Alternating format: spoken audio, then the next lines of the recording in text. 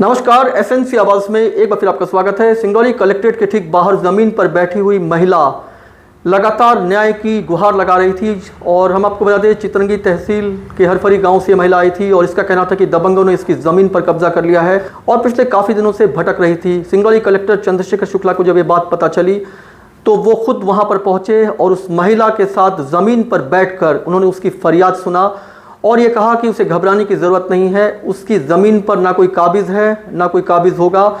जो शासकीय पट्टा उसे मिला हुआ है वो उसमें अपना घर बनाकर रह रही है और जिस दूसरी ज़मीन की वो बात कर रही है उसका पट्टा उसे नहीं मिल सकता है और ये न्याय संगत नहीं है। सबसे बड़ी बात यह है कि जन सुनवाई में तो लोग सिंगरौली कलेक्टर तक पहुँच रहे हैं, अपनी फरियाद लेकर उन तक जा रहे हैं और उन्हें वहाँ न्याय मिल रहा है। लेकिन सिंगरौली कलेक्टर जब खुद ऐसी महिला के पास, जिसे ऐसा लगता है कि वो असहाय है, पीड़िता है और उसकी बात कोई नहीं सुन रहा है और हर दरवाजे को खटखटाकर जब वो थक गई है, ऐसे में जब खुद सिंगरौली कलेक्टर ज़िले के मुखिया उस तक पहुँचे, उसके साथ ज़मीन पे बैठकर उसकी बात सुने, तो शायद इससे बड़ी बात कुछ नहीं हो सकती है। जहाँ संवेदनाओं की बात होती है वहाँ पर सारी चीज़ें छोटी हो जाती है और सिंगरौली कलेक्टर ने कई बार कई जगह पर इस चीज़ को साबित किया।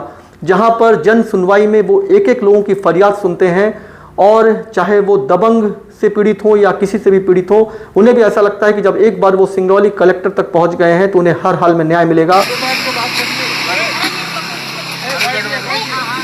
बैठ जाओ गुलाबती, बैठ जाओ।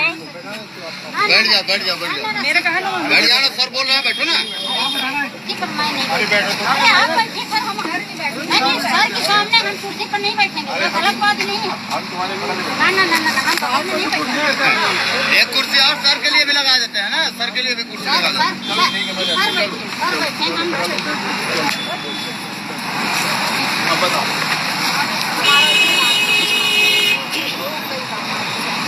तुमको जिस जमीन की तुम बात कर रही हो, कोर्ट ने कहा है कि उसमें तुम रह सकती हो, ठीक है, पट्टा देने का नहीं बोला है।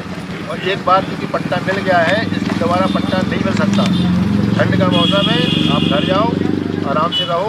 और जहाँ तक वो आदमी के धमकाने वाली बात है, यही धमकाएगा तो जेल भेज देंगे, ठीक है। ये सब देख चुका हूँ मैं। आवासीन होता है जिसके बाद जमीन नहीं उसको मिलता है। तो हम आवास की तरह तो पट्टा तुमको मिल चुका है। जब हम दिखाई थी अर्जी दिखाई, अर्जी तो देख, नहीं रुक जाइए, ये है पट्टा तुम्हारा, ये पट्टा है तुम्हारा, ये तुमको मिल चुका है, तुम घर बना के रह रही हो।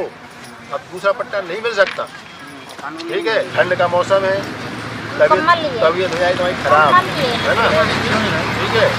और कोई परेशान मत करो, साथ में दवाई तुम्हारी, ठीक है। साथ में इसीलिए तुमको पट्टा हम नहीं दे पाएंगे क्योंकि पट्टा तुम्हें उसका खारिज कर दीजिए, हमको 5 डिसमिल पट्टा इसमें दीजिए। ऐसा नहीं होता।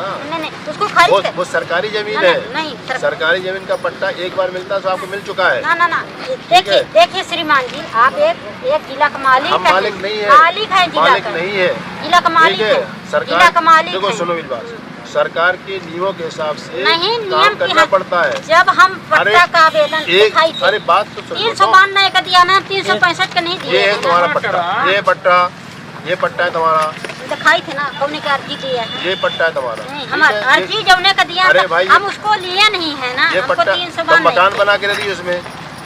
वो महिला जो पिछले काफ़ी दिनों से भटक रही थी, ज़मीन पर बैठकर कलेक्टर ने उसकी फरियाद सुनी। सिंगरौली कलेक्टर उस सारी सीमाओं को तोड़कर न्याय दिलाने के लिए, फरियादियों की बात सुनने के लिए उनके साथ बैठकर भी सुकून महसूस करते हैं।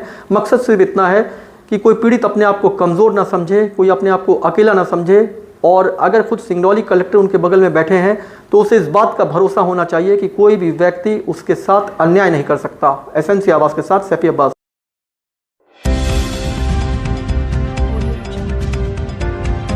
आप देख रहे हैं एसएनसी आवाज सैफी अब्बास के साथ।